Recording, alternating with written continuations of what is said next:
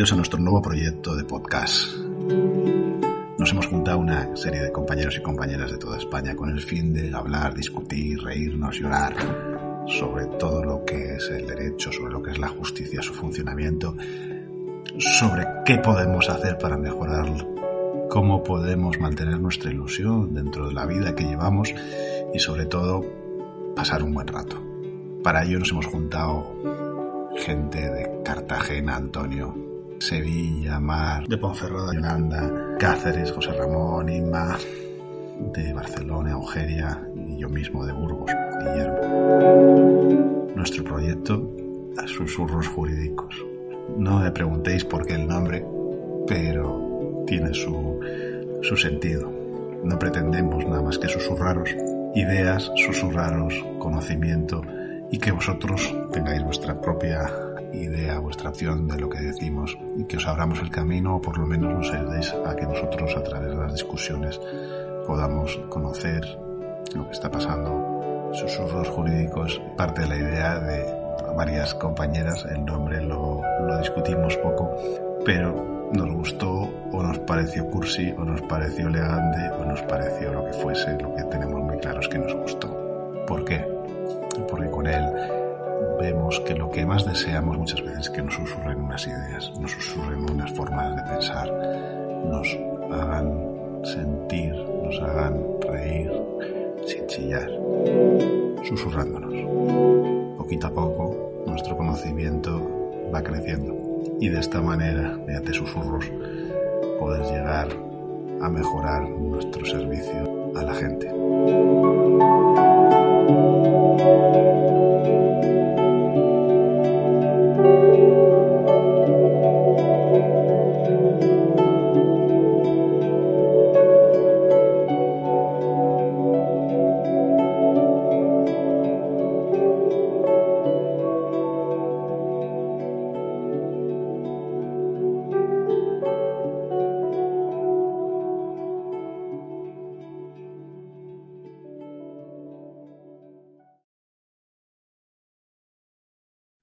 Pues sin más, hoy nos toca hablar de derecho de familia y derecho de la familia dentro de la situación actual, que es la pandemia que sufrimos todos, que es sobradamente conocida.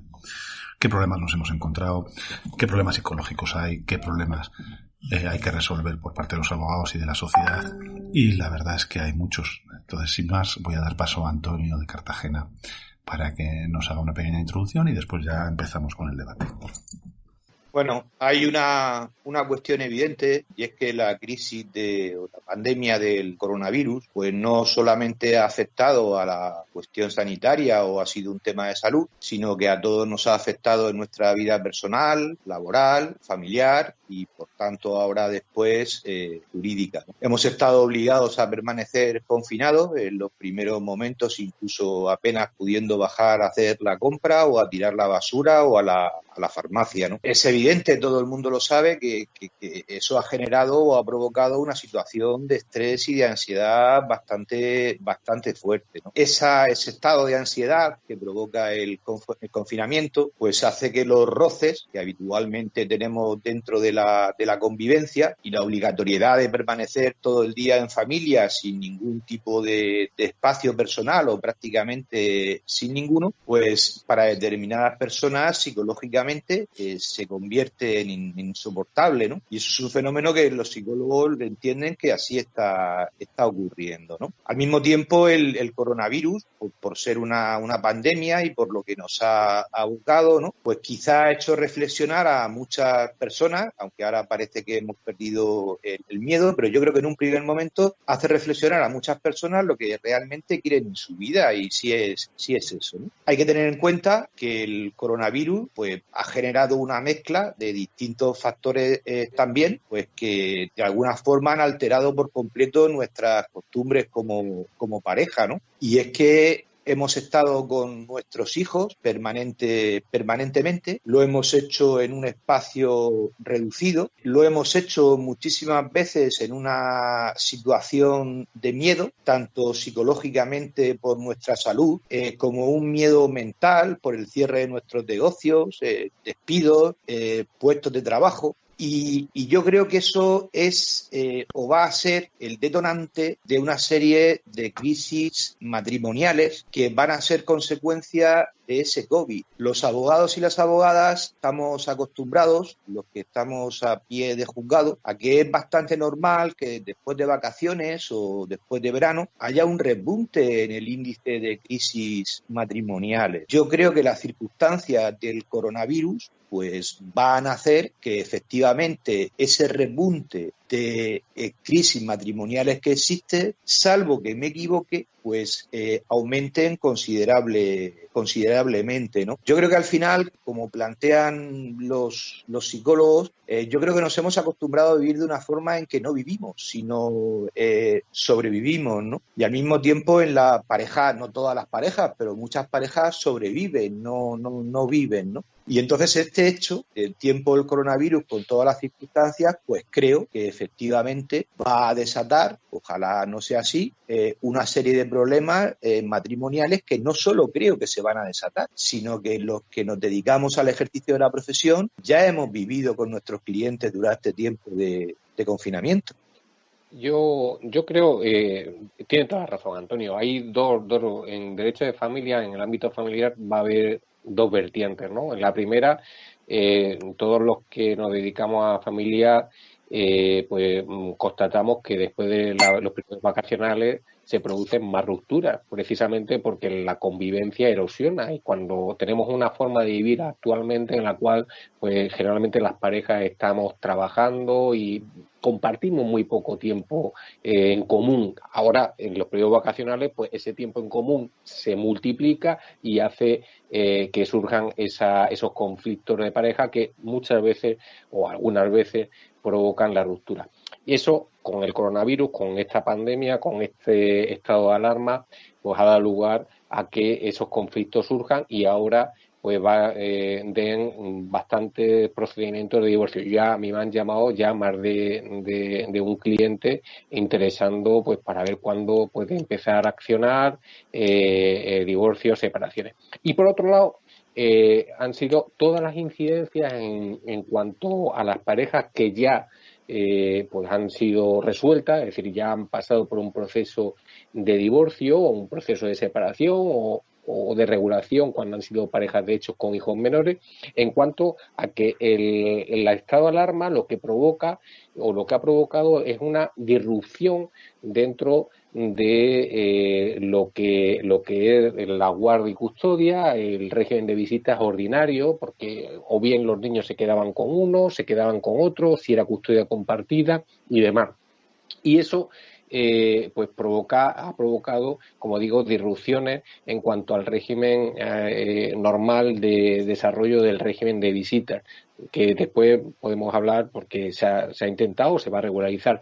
Y por otro lado, lógicamente, en cuanto a las pensiones de alimentos, porque no olvidemos que se provoca el estado de alarma, no solamente la pandemia, sino la crisis económica brutal que conlleva el mismo, que está ya conllevando, ¿no?, esos ERTE y después probablemente que se traduzcan en muchos despidos, y esa crisis económica se va a traducir en modificaciones de medidas definitivas en relación al ámbito económico, ya, ahora y más tarde. Y más, sí. A mí me resulta llamativo cómo vivimos esto nosotros personalmente como abogados en el momento en que empezó y se decretó el estado de alarma. El recuerdo de esos días para mí es tremendo, una vorágine de notificaciones, clientes, consultas, porque en realidad inmediatamente y quizás por la rapidez de comunicaciones que hay ahora con redes sociales, lo primero que saltó fue aquellos regímenes de visita que podían estar o no suspendidos en relación con el estado de alarma. Eso creo que a mí por lo menos me generó muchísimo estrés.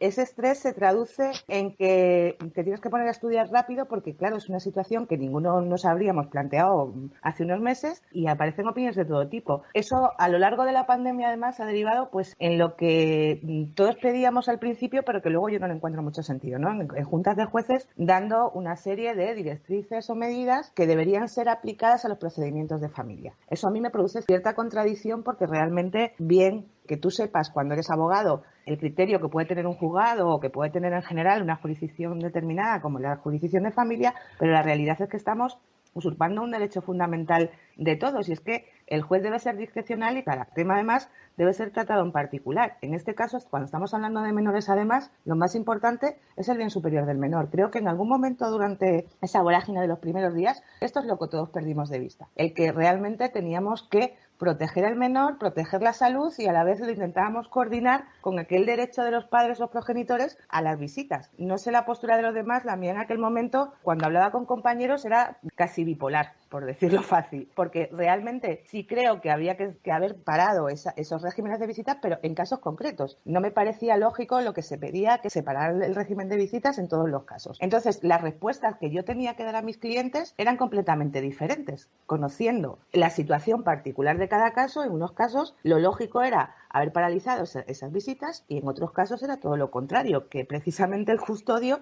no era el que tenía que estar porque se ponía en más riesgo al menor. Creo que al final, no sé si, y lo lanzo para ver qué pensáis los demás, si a veces como comunicamos o como trasladamos las cosas no nos complica un poco la vida, porque no sé a vosotros, pero a mí ya me llegaban muchos clientes con la solución. No es que he visto que han dicho los jueces que esto es así y tú le tenías que explicar al cliente, no, mira, es que puede ser así, pero tu caso es este y este, ¿no? Y la importancia de que sea valorado, sobre todo cuando hay menores, su interés y no el particular de los padres. Mar, yo introducir solo una cosa, Mar, el miedo y la responsabilidad que ha habido durante esta fase. Una, el miedo a que yo trasladase a mis hijos con mis padres y la responsabilidad de hacerlo o no hacerlo y de que las partes solidariamente lo entendiesen. Entonces, Mar, tienes el micrófono cerrado, entonces tendrás que abrirlo.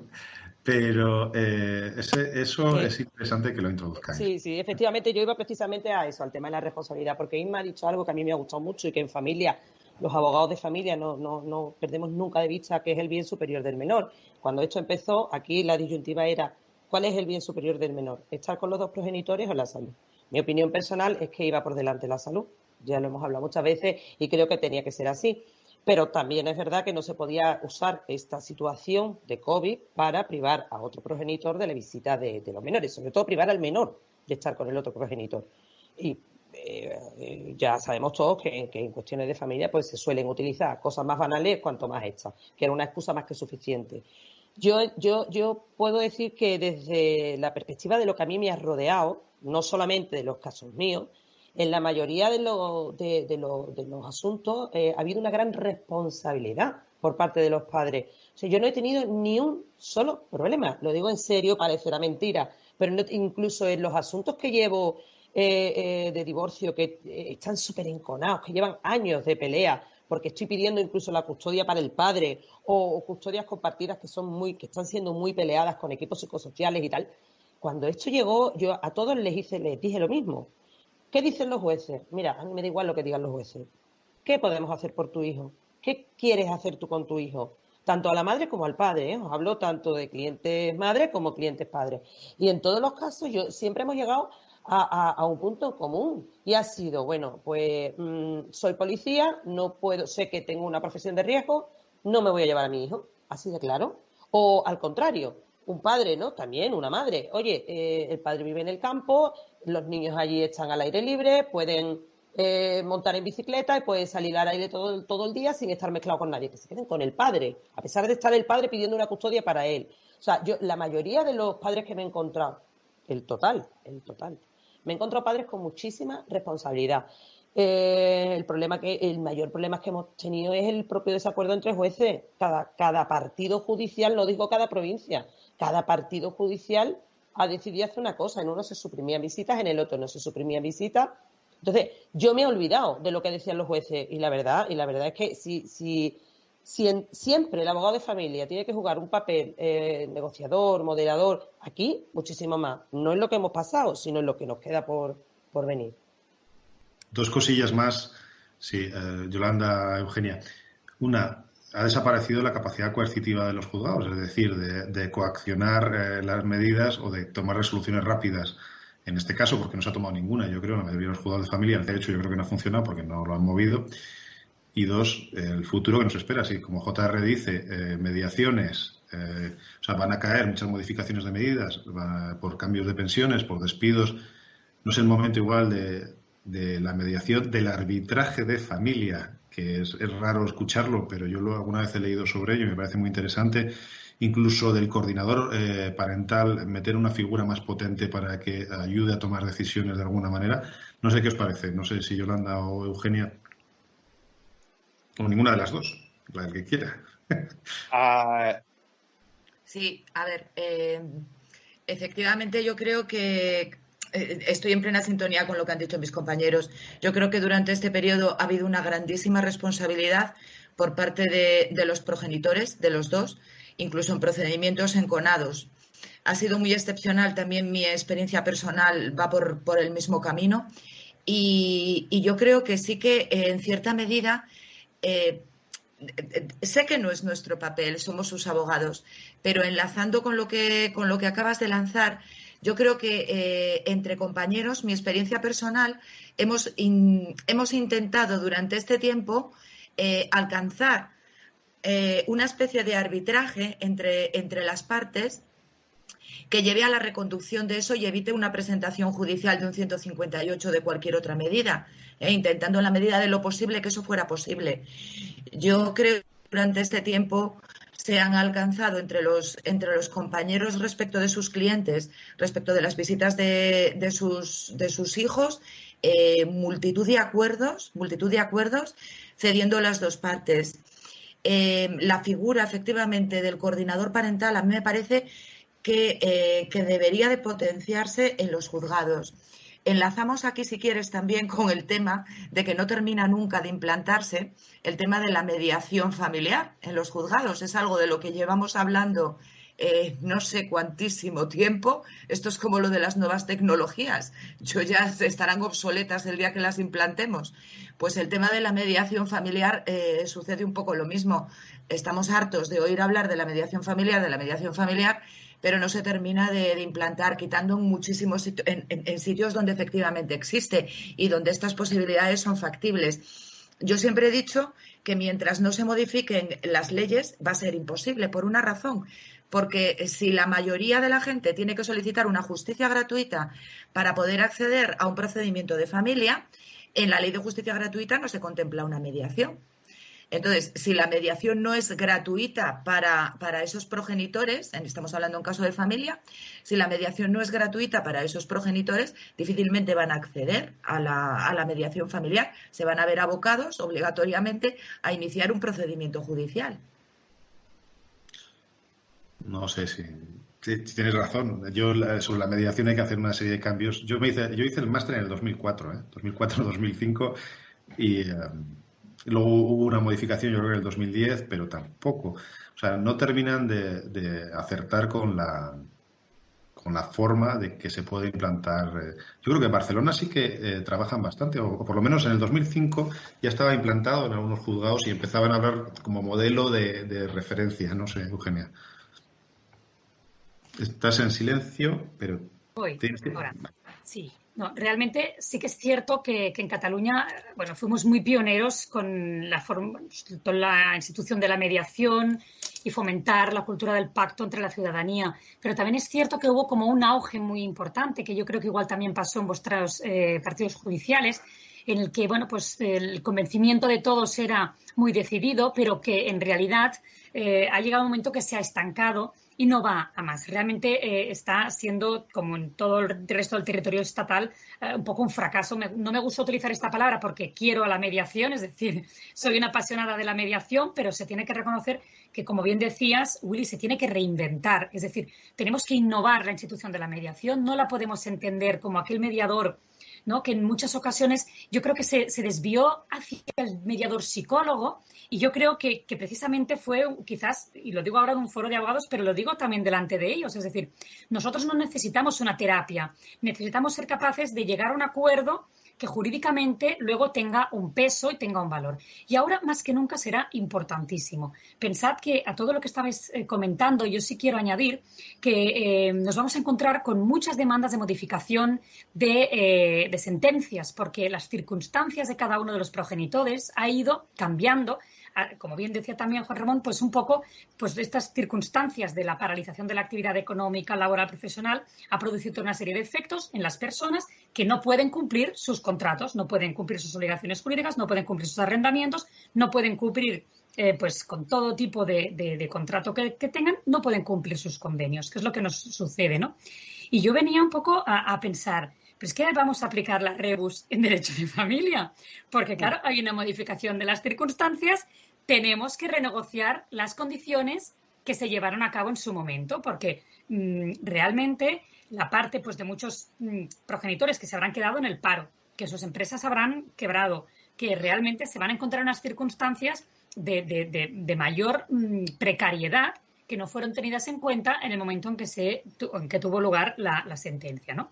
Entonces, yo creo que aquí es muy importante apelar a la mediación, apelar a la negociación y que los abogados seamos capaces, aplicando el sentido común, ¿no? Que es lo que siempre un poco... Yo creo que todos los temas que devengan del COVID tenemos que ser capaces, la abogacía, de reivindicar el sentido común, que es el decir, bueno, en cómo han variado las circunstancias, de qué manera, y que los abogados podamos llegar a acuerdos. ¿Por qué? Porque realmente la avalancha y el retraso que nos vamos a encontrar en los juzgados va a ser espectacular. O sea, estamos a la orden en estos momentos de 2 millones de procedimientos abiertos en España, con una ratio de jueces de 11 por cada 100.000 habitantes, a diferencia de en Europa, que son 20. Con lo cual, la situación va a ser absolutamente de caos. Entonces, como siempre decíamos, una justicia tardía no es justicia, la mediación pone fin a un procedimiento, por lo tanto, la mediación puede ser justicia, ¿no? A mí me gustaría, Guillermo, a colación de lo que se ha dicho. Yo he empezado mi intervención, es un debate jurídico, pero he cargado más un poquito sobre la parte sociológica o la parte psicológica de la cuestión. Me gustaría hacer una reflexión o lanzaros una reflexión, ¿no? Yo creo que todos estamos de acuerdo, o al menos os he escuchado a todos decir que durante este tiempo desgraciado de la pandemia ha sido muchísimo más fácil solucionar temas de pareja. Los divorcios más enconados que teníamos quizás no ha sido excesivamente problemático que las partes llegaran a un acuerdo, ¿no? Entonces yo me planteo incluso desde la parte de vista psicológica o de la inteligencia emocional que ha de tener cada cónyuge con el otro y sobre todo por el interés supremo o mayor que es el del menor, ¿no? ¿Realmente hace falta una pandemia para esto? Quiero decir, ¿qué condicionantes hacen que en una pandemia sea posible llegar a un acuerdo absolutamente racional, normal, pensando en el hijo, que en una situación normal no ocurre? ¿Por qué? ¿Necesitamos eso como personas? En fin, me gustaría que comentarais, saber vuestra opinión sobre esto. Sí, yo creo que el régimen de valores ha cambiado y de prioridades en la vida, pero bueno, eso es una de las cosas que yo creo que lo hemos vivido todos. Y nos ha cambiado exactamente, vamos, los que tenéis hijos, sabéis que habéis dedicado muchísimo tiempo a vuestros hijos, mucho más de lo que podréis haber dedicado en otros momentos, valoramos mucho más otras cosas y yo creo que eso ha influido muchísimo en la toma de decisiones. No sé, JR, y luego le doy la voz a Mar también, ¿vale? Sí, desde luego ha variado mucho. La pandemia nos ha hecho reestructurarnos socialmente y también en nuestras relaciones interpersonales, como es lógico. Eso nos ha obligado muchas veces a llegar, como han señalado las compañeras, a que situaciones de conflicto se hayan tenido que suavizar necesariamente. Sin embargo, tampoco hay que olvidar que hay otras muchas situaciones que no se han suavizado y que se han tenido que dirimir. Yo, de luego, he tenido conocimiento de muchos intentos de vía artículo 158 por entender que el menor, pues había un peligro para el menor con los intercambios del régimen de visitas y guardia y custodia. Incluso he visto ejecuciones, yo no las he interpuesto, pero sí sé de compañeros que han interpuesto ejecuciones de sentencias que con el estado de alarma pues no han tenido, digamos, un buen éxito, lógicamente. Pero tanto es así que ha habido conflictos que el propio Ministerio de Justicia, el propio Gobierno, pues hace unos días saca el Real Decreto 16/2020 de 28 de abril de medidas procesales organizativas y dentro de ese decreto pues establece un procedimiento especial y sumario en materia de familia. Daos cuenta, es decir, sí que ha habido una incidencia y ha habido una incidencia conflictiva o prevé una incidencia conflictiva. En ese decreto se establece, como digo, un procedimiento especial para el restablecimiento de ese equilibrio para el régimen de visitas o custodia compartida cuando uno de los progenitores no ha podido atender en sus estrictos términos al régimen que se establecía en la sentencia. Y también, por ejemplo, establece un régimen, un procedimiento para lo que es la modificación de medidas definitivas sobre, por ejemplo, los alimentos de menores por esa incidencia económica de la cual hablaba antes. De luego es discutible, además, ya si queréis, entrando un poco en asunto más procesal, más jurídico, desde mi punto de vista, el decreto es bastante criticable. Ese procedimiento especial y sumario en materia de familia es criticable, al menos en cuanto a forma, porque, por un lado, una modificación de medidas tiene que tener tiene que ser un cambio objetivo, sustancial y con tintes de permanencia. Ahora mismo una cuestión económica, cuando estamos hablando de ERTE, es que yo he tenido algún cliente, oiga, estoy en un ERTE, ¿podemos modificar, podemos disminuir la pensión? Claro, esa permanencia es difícil. Por otro lado, un procedimiento preferente, ¿no? ¿Y qué pasa con los procedimientos anteriores que había ya interpuestos de familia, de modificación? Ya están por detrás y además si entramos ya en el fondo, si queréis ya después entrar un poco más en cuestiones más procesales, creo que se rompe la igualdad de las partes porque el propio procedimiento no prevé contestación escrita a la demanda, ni prevé contestación escrita a la demanda, ni prevé, sí que prevé las conclusiones, pero a potestad del juez, con lo cual elimina una parte importante del derecho de defensa de las partes, ¿no? Después de las conclusiones de prueba. Y, en fin, de luego bastante discutible. Pero, insisto, sí es verdad lo que decía Antonio, que ha dado lugar a que nos pongamos de acuerdo o que se pongan de acuerdo muchas parejas en cuanto a la resolución de sus conflictos, pero hay otras muchísimas que siguen ese conflicto y que han dado lugar a desequilibrios que ahora mismo pues se van a traducir en muchos procedimientos judiciales. Si quieres ya, para terminar, Mar y luego Inma, 2 minutillos, 3 minutillos como mucho cada una y cerramos, ¿vale? Y luego pasamos a otro punto. Bien. Yo voy a ser breve. Es que a colación de lo que ha estado hablando José Ramón del tema del procedimiento, totalmente de acuerdo contigo. Este procedimiento ni los propios jueces saben por dónde cogerlo. Yo el otro día hablaba con una, le decía, ¿cómo te lo planteo? Y me decía, pues no lo sé. No sé si va a ser una demanda de modificación, si es una... O sea, no se sabe. No se sabe realmente. La naturaleza procesal que tiene es algo, no es un 158, no es un 156, es un híbrido que se han sacado ahí para salir al paso.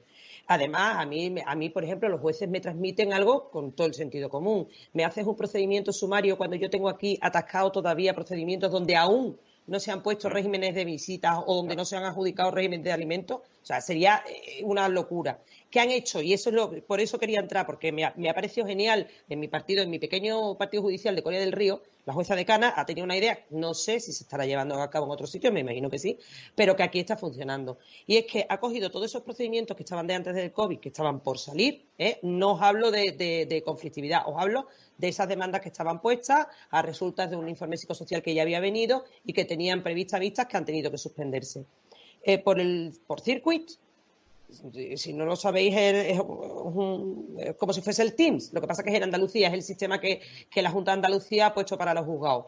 Pues está organizando comparecencias por circuit, que esto se acerca y enlaza muchísimo con el tema de la mediación que acabábamos de hablar, porque lo que se están haciendo son comparecencias con vistas a llegar a un acuerdo. ¿Cómo? En estos momentos la gente sabe la conflictividad que hay, se están llegando a acuerdos.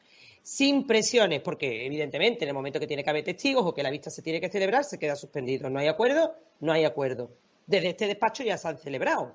Por eso, de hecho, hice un tuit el otro día, porque es que me pareció súper interesante. El cliente estuvo aquí, habló el fiscal, habló lo mismo que hacemos cada vez que vamos a entrar a una vista de familia, que sabéis que siempre entramos los abogados y hablamos primero, pues exactamente igual, pero por circuit. Eso desescala muchísimo. O sea, eso la verdad es que va a desatascar muchísimo a los juzgados, mucho más que ninguna de las medidas del Real Decreto. Al hilo un poco de lo que ya ha dicho José Ramón y de lo que dice Mar, en cuanto al procedimiento sumario, creo que, por lo menos con los compañeros que yo he hablado en general, y en general con casi todos los jueces fiscales, introducir medidas y modificaciones en un momento en que los juzgados están seguramente más saturados que nunca y que prevé que sea aún peor, no parece la mejor medida nunca, ¿no? Ahora nos tenemos que adaptar a un nuevo procedimiento que además todos desconocemos cómo va a organizarse dentro de un juzgado, o nosotros enfrentarnos a ponernos a estudiar un nuevo procedimiento que además tampoco tiene una gran redacción para mí. Eso por una parte. Entonces va a ser lo de siempre, que los operadores jurídicos, ya sean jueces, ya sean LAC, ya seamos nosotros, vamos a tener que hacer el esfuerzo de entre nosotros entendernos. Eso genera para mí inseguridad jurídica siempre. O sea, en un partido se va a hacer una cosa, en otro, no sabes ni siquiera qué decirle a un cliente muchas veces, ¿no? Si dices, esto es lo que yo creo, pero ¿cómo va a ir el juez o qué están diciendo los juzgados? Pues mira, es que como esto es nuevo, pues no tengo ni idea. Y luego otra parte que creo que volvemos y que es muy nuestro, de abogados. Es que no sé cómo lo hacemos, pero siempre terminamos hablando de procesal, de medios, y no nos damos cuenta que volvemos a olvidar otra cosa. Nos queda la parte de ese procedimiento que dice que va a ser una compensación del tiempo de los padres que no han podido disfrutar de sus hijos mientras estaba la pandemia. No sé cuál es vuestra opinión, la mía vuelve a ser encontrada según momentos, pero en general lo que pienso otra vez es que si estamos hablando de bien superior del menor, una vez que hemos salvado el escollo de proteger su salud, de bien superior del menor, para mí sigue siendo el mismo que era al principio. Estar con ambos progenitores. Si ahora vamos a compensar ese tiempo que ha pasado más con un progenitor que con el otro, lo vamos a poner en una situación en la que no estamos protegiendo su salud, en un desequilibrio que no es bueno para el menor, porque si estamos diciendo todo el tiempo que lo importante es que esté con los dos progenitores, ahora, en beneficio de los padres, creo, no de los hijos, estamos haciendo que los niños pasen más tiempo con el otro progenitor. No sé qué pensáis. A mí esto no acaba de convencerme. Y ha salido, lo hemos hablado, ya alguna junta de jueces, como la de Madrid o demás, indicando un poco el camino. Pero creo que volvemos a lo mismo. Indicarán el camino, cada juez y cada caso será concreto, pero no debemos perder de vista en ningún momento que podemos poner a los menores en una situación que ha sido obligada y ahora no la vamos a inventar y no tiene mucho sentido. Básicamente es volver a la normalidad, ¿no, Inma? Sí. Antes. Yolanda, no sé si querías decir. Sí, quería decir que contrariamente a lo que está diciendo Inma, yo he estado esta semana con varias madres que tienen la custodia en exclusiva y tienen sus padres el régimen de visitas, y han sido las primeras ellas mismas las que me han dicho que entienden perfectamente la posición del padre, de no haber podido estar tanto como hubieran querido con sus hijos, y se les está ofreciendo algún tipo, no me gusta la palabra compensación, la verdad, porque no es justa, pero sí que están todas en la sintonía de ceder pues parte de los días, ahora en el verano, que como ya no se va a reanudar la actividad escolar, pues de ceder más tiempo de estancia de los padres con sus hijos. Entonces, muchísimas veces lo que nos podemos plantear a nosotros como abogados, ellos mismos te vienen con la solución muchas veces, ¿sabes? Yo de verdad que me ha sorprendido con estas, en concreto todavía una de ellas hoy por la mañana, que su marido en concreto no está ni siquiera en España y no ha podido volver a España durante todo este tiempo. Me dice que ha facilitado, que han estado haciendo videoconferencias prácticamente todos los días, y fue ella la que dijo que cuando su marido regresara a España y pudiera venir, pues que entendía perfectamente que a mayores de los 15 días que le tocaban en 2 periodos, que es un mes, en el verano, que no tenía ningún inconveniente en que se los llevara más días, otros periodos, o ver la forma de solucionarlo, porque entiende que esas hijas necesitan también a su padre, y que no ha sido culpa de nadie, ha sido culpa de una crisis sanitaria por la que se han visto privados de estar juntos. Y eres JR, terminamos contigo, y enlaces que si pasamos de 15 minutos nos vamos a repetir mucho en la materia, ¿no? Sí que la idea era también que nos dijeseis, el otro día nos peleamos por hablar de la costilla de Adán, pero también JR quería hablar de Sanitado of Fire, de La Guerra de los Rose, o sea, películas que nos han recordado el derecho de familia y que sería interesante, aunque sea una pequeña función. Precisamente, Willy, en relación con lo que acaba de decir Yolanda y Inma, ¿no? Creo que, claro, varios regímenes de visitas, como decíamos antes, han sido interrumpidos y, por lo tanto, ha habido un padre, una madre que no ha podido disfrutar de su hijo, de la compañía de su hijo, y, claro, es bueno también para el menor tener esa compañía. Y me recuerda precisamente a La señora Doubtfire, no sé si habéis visto esa película, una película de los años 90, de Robin Williams, en el cual pues un padre amantísimo de sus hijos, la madre también lo era, por supuesto, se divorcian los padres y discuten por la custodia de sus hijos, pero el juez se la atribuye a la madre y además con un régimen de visita pues bastante parco, ¿no?, para el padre. Entonces, pues el padre intenta tener más contacto con los hijos, con los cuales pues se lleva muy bien. ¿Y cómo lo hace? Pues se disfraza de mujer, de canguro, una canguro escocesa muy característica, y es contratada por la madre para que cuide a sus propios hijos como canguro. Y es la forma que tuvo de tener ese contacto estrecho con su hijo. Es muy necesario, es absolutamente necesario para el desarrollo personal de los menores tener contacto con los padres, pero también hablamos del interés superior del menor, que siempre tenemos que en este tipo de procedimientos de tenerlo ahí, pero también hay que ver, y por eso cuando defendemos muchas veces a los clientes en materia de familia, siempre tenemos ese valor superior, pero también vemos que los padres necesitan de sus hijos. En esa película se ve claramente esa necesidad, por eso esa compensación, que no le gusta a Yolanda, pero es lo que se está intentando aplicar y lo que incluso pues, distintas juntas de jueces quieren hacer, aunque por ejemplo Madrid decía como que no pretendía en un principio compensar, pero caso de compensarse ese tiempo perdido pues, en esa guardia y custodia, establecía una serie de pautas que tal. Pues esa compensación yo sí que creo que es necesaria, tanto para padres como para los menores, y esa película pues venía precisamente a proyectar esa necesidad de relación más estrecha, más continua entre padres e hijos. No me gusta el nombre, pero sí lo que implica. Lo de compensación es que no me gusta el nombre en sí, cuando estamos hablando de personas, pero por supuesto, claro, soy favorable. Bueno, Yolanda, yo creo que además la cinta Doubtfire lo que provoca también es una reacción en el padre, que lo hemos hablado en algún momento, de ser mejor padre y de relacionarse mejor con los hijos, ¿no? El disfrazado de una mujer, pero todos hemos tenido asuntos donde el padre o la madre cambia radicalmente el rol que tenía dentro de la familia y empieza a ser o a ejercer de lo que tiene que ejercer, ¿no? Que luego ya estamos en las discusiones de anécdotas de que siempre nos vienen, es que el padre no sabe cocinar, la madre no sabe hacer no sé qué, y los jueces dicen siempre lo mismo, ¿no? Que aprendan a ser lo que tienen que ser.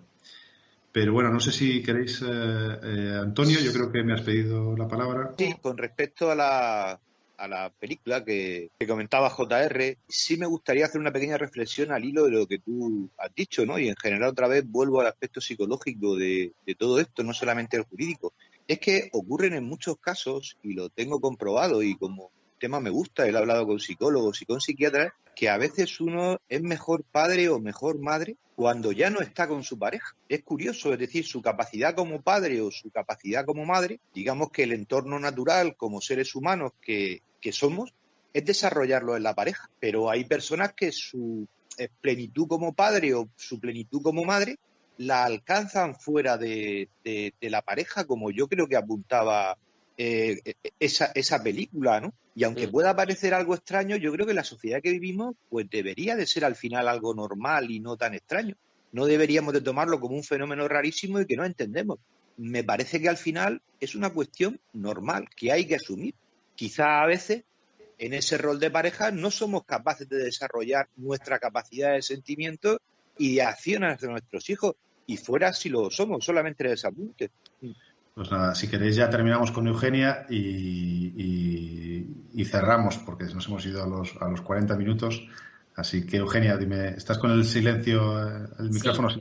No, solo muy breve, porque claro, el tema de la compensación, entre comillas, ¿no? Decíamos, el tema de poder recuperar el tiempo que no se ha estado con los hijos, yo creo que va a ser muy complicado de realizar, porque el escenario, claro, si evoluciona, claro, se volverá a la normalidad en principio, ¿no? Y también todos a trabajar, que no era lo mismo ahora aquí, que el padre estaba en casa, que podría haberse ocupado tanto el padre como la madre perfectamente, ¿no? En un confinamiento de los hijos comunes. Entonces, yo la recuperación yo creo que los criterios unificadores van a ser muy importantes, porque Realmente yo soy también más partidaria de bueno, pues las circunstancias han sido las que han sido. Para proteger a los niños se habrá optado por una medida o por otra. En caso de incumplimiento forzado, porque todos hemos tenido pues que ayudar a clientes que nos han venido preocupados porque mayoritariamente en este caso han sido las madres, no facilitaban el contacto con el padre por el miedo, lo que comentabais. Entonces, yo creo que el encontrar ahora un encaje fuera del confinamiento va a ser complicado, ¿no? Y que en el fondo pues también se ponen en riesgo los hábitos de los niños cuando empiecen con las rutinas, cuando empiecen un poco pues con las dinámicas que se tuvieron en cuenta para firmar un convenio, los horarios laborales de cada uno de los progenitores, etcétera, ¿no? Bueno, un poco era el apunte que quería decir y insistir que igual en los criterios unificadores que serán muy importantes y que nos van a ayudar sin duda a poder también superar muchas de las dudas que todavía incluso nosotros tenemos. Pues sí, Mar, Yolanda, José Ramón, Antonio, Eugenia, muchísimas gracias por todo lo que nos habéis comentado, por la exposición, por estar aquí este ratín con nosotros. Y a los que nos han estado escuchando ahora, simplemente daros las gracias por haber estado escuchando, espero que os haya gustado. Y, importante, si queréis que haya más, tenemos que entender que esto os ha parecido divertido, entretenido. Así que si os suscribís a los canales tanto de iVoox como de Spotify como de YouTube, veremos la respuesta. Poned comentarios, mejoras, ideas que consideréis que podemos implementar. Y con la ilusión vuestra y nuestra ilusión de hacer esto día a día o semana a semana, iremos lanzando nuevos podcasts. Muchas gracias por estar aquí y hasta la próxima.